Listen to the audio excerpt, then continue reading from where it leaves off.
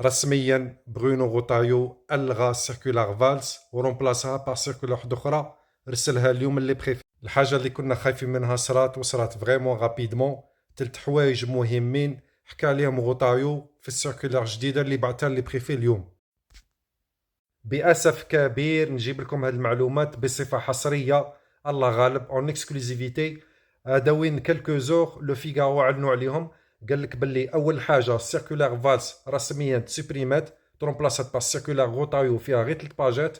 ثاني حاجه فيها السيركولار غوتايو الى اوردوني لي بريفي امرهم باش يريغولاريزيو بلوس الناس اللي في الميتي اون طونسيون على الناس اللي دومونديو في بريفي فاميال كيما بكري كانت بارون دونفون سكولاريزي اكسيتيرا.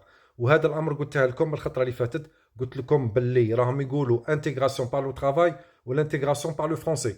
ثالث حاجه وهي حاجه مؤسفه بزاف، بور ريغولاريزي لي سون بابي في لي ميتي اون طونسيون لازم لك حضور على الاقل 7 سنوات.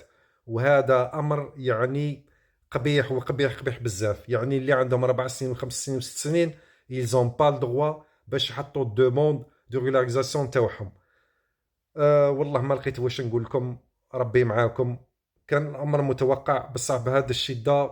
قلت في الفيديو اللي فاتت غادي يبدلوا لي كونديسيون، بالك يبدلوا لي كونديسيون دو بريزونس، والفيديو راهي حاضر دوك نجيبها لكم بعد.